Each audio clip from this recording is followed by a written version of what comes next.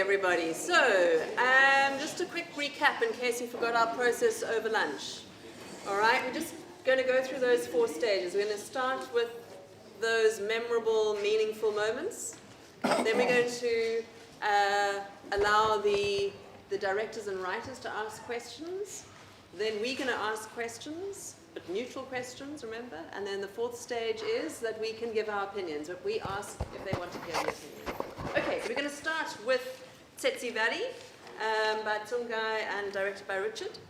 And so what in that first piece, if you cast your minds back, you've now seen 3 plays, what in that first piece really stands out for you as being memorable, as being meaningful?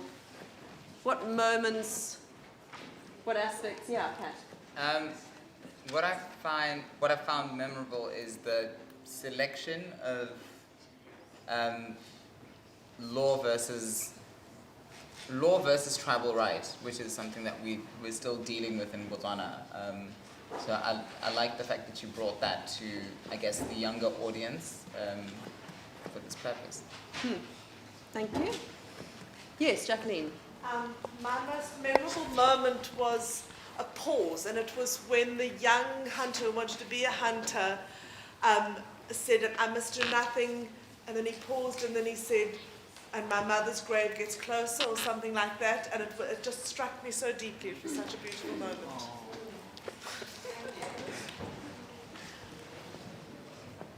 Other things, yes. And the judge. The judge. What about the judge? He was so, so chilled, he had that whole, vibe.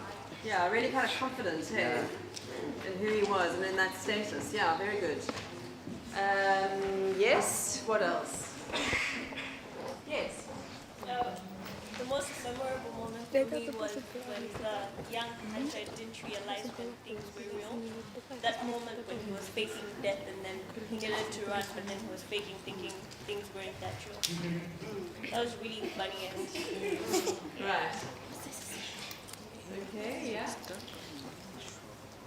I think my memorable moment was the knowledge about the animals. It came across so well in the writing.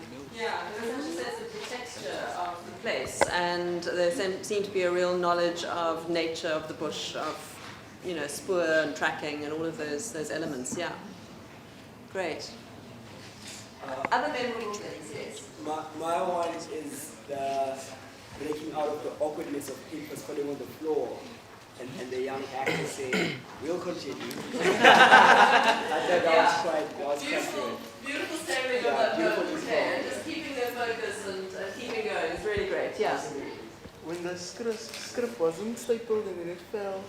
Okay, same moment, yes. So, yeah, I think we all appreciated the fact that they really handled what could be a very awkward moment on stage, but they did it with such confidence, and they kept the focus and the story going, yeah. Yeah, my one was when the actor played the instrument. Just Yeah, great, yeah. Can I have another memorable moment? Yes, of course. My other memorable moment was the relationship between the old master hunter and the young man wanting to learn. I thought it was beautifully directed and written and beautifully acted by our young actors. Thank you. Yes?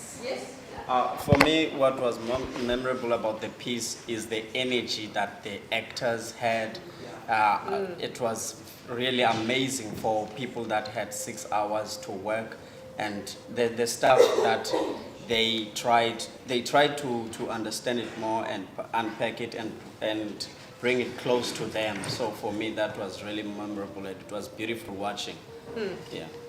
Yeah, thank you. Yes. Yeah, mine was when the actor pronounced his Shona name.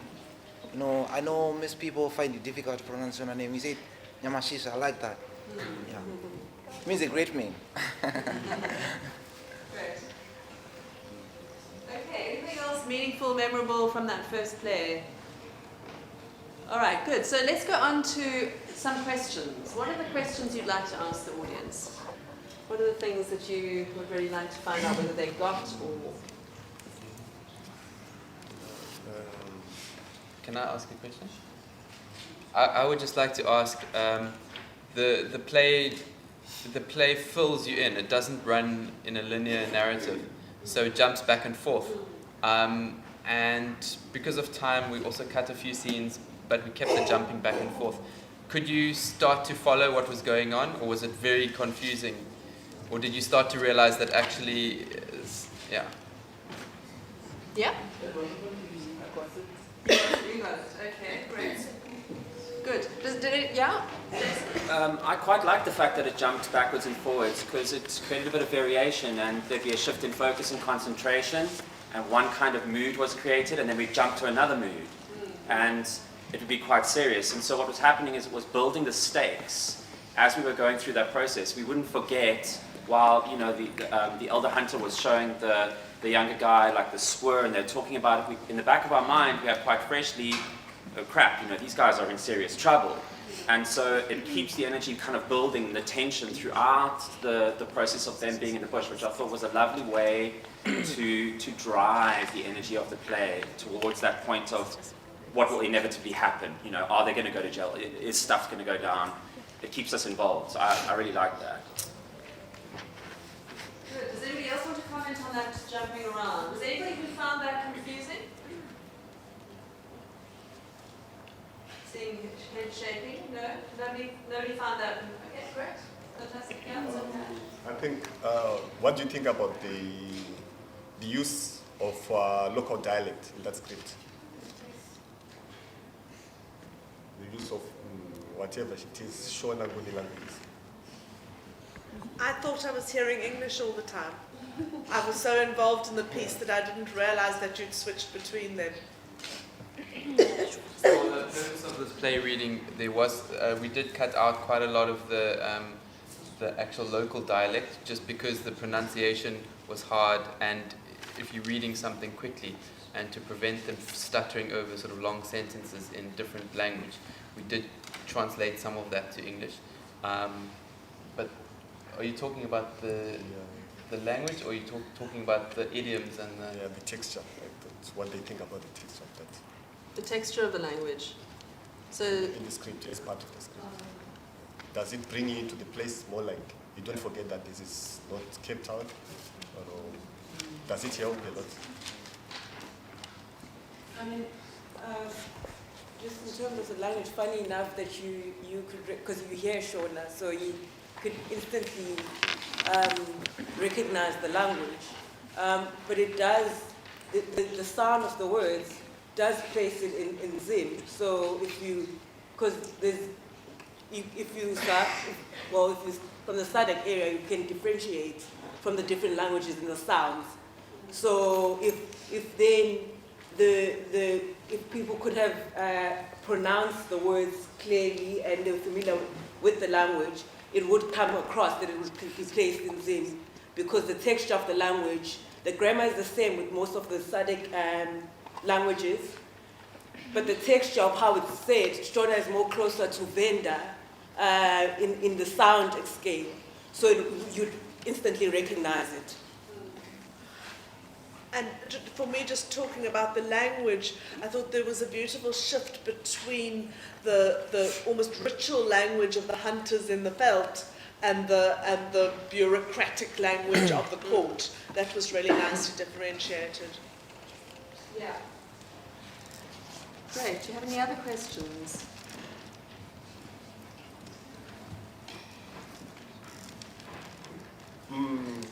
The flow of the story. Did anyone get lost? Very lost? By the structure? The way the scenes were interwoven?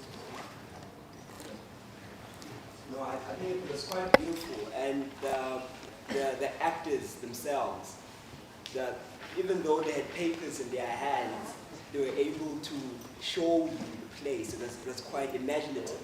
We could see that they are in the bushes, yeah. So the performance itself just put us in the story. Great.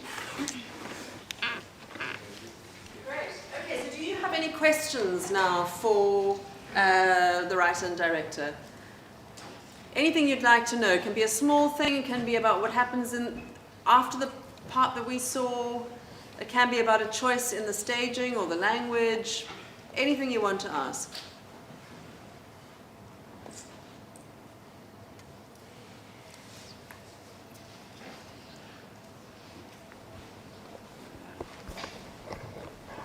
Maybe I should just ask, was it at that extract that you saw, was it in the middle, or in the beginning, or towards the end?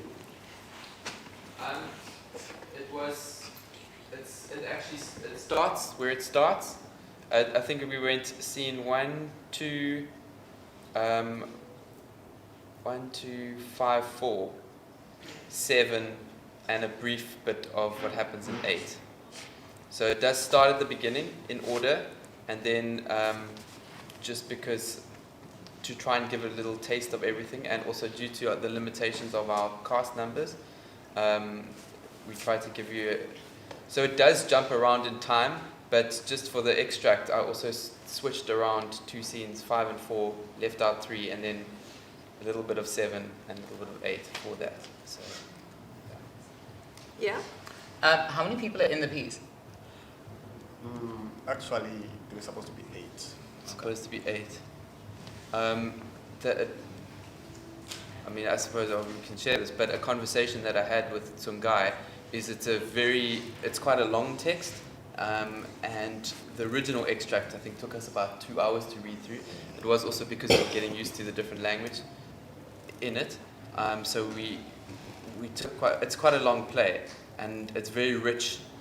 So I think the challenge for Tsungai is to say, as a text, it's a great text to read as a play text in itself, but now what is his target audience, and is he going to take that whole text and then put it on stage like that, or does it need to be adapted for a younger audience in terms of making it shorter, perhaps creating a show that's potentially an hour, and also creating a show with some of those characters. So we actually put 3 characters into one of our actors. Well, he played 2 characters, but the magistrate and the police officer became one person, so that you can have a smaller cast, and for the staging of this as well, limited props, easily travel. 3 or 4 actors, or 3 actors and a director could perhaps travel in a car, travel in one vehicle easily, minimal props, and adapt it, use physicalization to shorten it and heighten it, and adapt for the stage. So I think that's the thing now that Tsungai needs to figure out, is who his target audience is and how he can keep the richness of the language but also perhaps shorten it. Yeah? Sorry, let's go to Mike. I mean, I've just visited Zimbabwe for the first time, and the experience I had was one about space. Like, there's an incredible experience of how much space there is in terms of land, and a kind of sense of a horizontal space. You know, it just kind of goes on and on. So that in the play, as a dramatist, do you think that there's a way of presenting space, or presenting or representing that condition of space in the text? Because it's possibly about running across the space or suggesting as a direction, but are there other solutions to articulating the kind of extraordinariness of suburban space? Yeah, I don't think that is a challenge. I never thought it in that way. But what I noticed when I flew from Harare to OR Tambo, there is this, when you fly out of Harare, there is this, you see water, trees. When it gets dark, you see darkness. When you arrive at OR Tambo, you see the lights of Joburg. You think you're now arriving at the airport, but you just going on in the light. You land at the airport, you lift off for Cape Town, light all the way. No empty space in between, like there's human habitation everywhere, but that is the difference I noticed. So I will look at that and how I can represent that in my play. Thank you. Interesting, yeah? Any other questions you'd like to ask? Okay, good. So what are some opinions then? Do you have any opinions you'd like to offer about this play? What really struck you about it? And remember, we're asking if we if we want to have the opinion, I mean, if the opinion wants to be heard. So, yeah, Jacqueline? May I give an opinion on what struck me about the pairing of the director and the writer? When I read the script, I felt like there were too many words. And I thought that Richard found such beautiful resolutions to offer you in terms of staging. And I feel that that was something really beautiful to see, how the two of you have worked together to bring it to the stage. And I think going forward to work with that thought about physicality and telling the story with the body as well as with the word. Yeah, I think Richard helped a lot. He cut, like, I wanted to work on 35 pages. The way we were removing pages, I was saying, are we going to have a reading? But he had a vision. So I trust his vision very much. Any other opinions?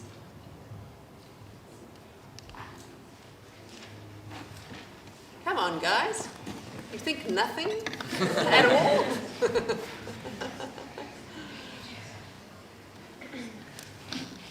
Yeah? Can I give an opinion on the space of the... it was in the beginning, so I thought, why did you only put it there? But then afterwards I saw that you were like the bush was there, and then you were for like the hunting the rhino and stuff. So then I saw afterwards. So yeah. Great.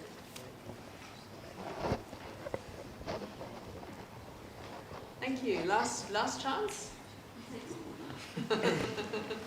Got a very quiet after lunch feeling here, I fear. Yes, yeah. I don't know, a question just came to mind, so can I ask it? Of course. When you talk about the script itself and the directing, you say you cut off a lot of lines because of the time and the cast members. Now, if you were to have the time that you need for it, would you still see the need to cut off the lines or the parts of the script that you cut off? Yeah, in my discussion with Richard, we were saying if young people your age are going to watch this play, are you able to sit for 3 hours? That would be very difficult. So I will still cut. I still need to make cuts. Yeah? I like the old character. Okay, thank you. You should have asked first, but it's fine. Okay, so since we've brought that up, what did you like about the old character?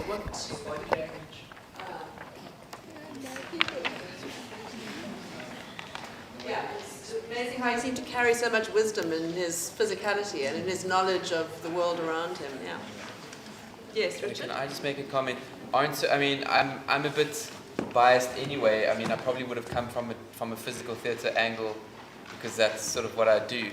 But I was a bit, I saw it was very text heavy and I was a bit intimidated at the beginning because I was thinking, how am I going to physicalize this? But because it's, as you said, who was saying, it's how do you capture that vastness of the space and that wide open. As soon as you start limiting the space with props and with things, suddenly you start containing the space. Whereas if you're using elements of mime, running on the spot, things going past, the space being the home, and then transforming into the bushveld, transforming back, that allows the audience to imagine this vast space without it being defined for them. So I think the use of mime and physicalization and the use of the imaginary, forcing the audience to imagine, would help and go a long way in changing the settings of these from hut to court to open sort of desert and hunting grounds.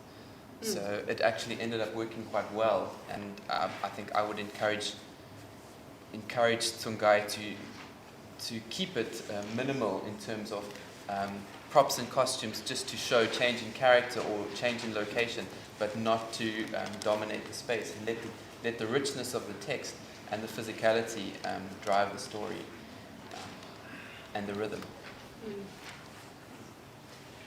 So going forward for the two of you, what are the things that you take away from this experience? Where would you like to see the play going now?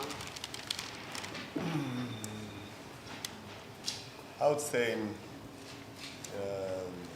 what I take back is, I mean, I need to make it more concise. And I'm lucky that Richard has done most of that work in the section that we're using. Now the section that remains, I still have to try to think like him. You know, I'll think more in a box than in an open space. Because when I first wrote it, when it was read by Craig Dickinson, he said, "Are you thinking of theatre or are you writing in the bush?" That was a challenge. And I started thinking on a black box, as he said. So I want to remain in that black box and try to represent things in that black box. Okay, interesting. Without using too many props, as Richard is saying. Great. And for you, Richard, what do you take away from this?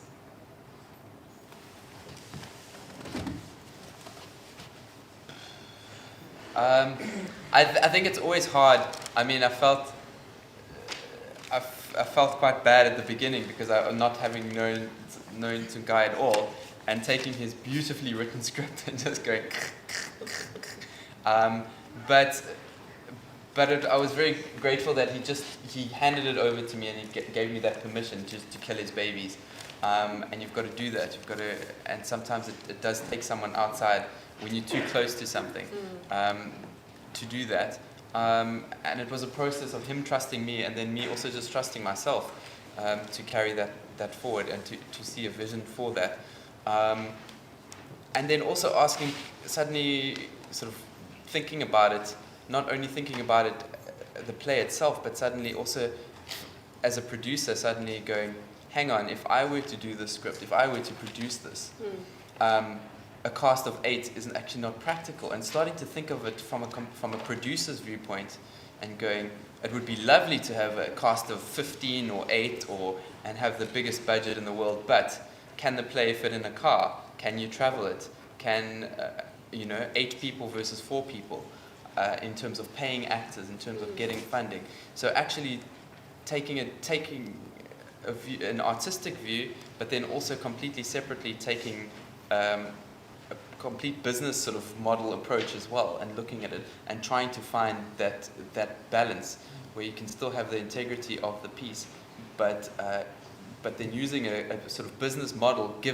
allow that integrity to go further and to carry it forward so that it can be done in schools and in empty spaces and outside or inside or in town halls or travel from place to place. And I think as artists, that's something that we actually need to be confronting and looking at. Yeah, what I also take away is that when people are dealing with school kids, they tend to be patronizing. And maybe we can relax on these standards just because they're kids.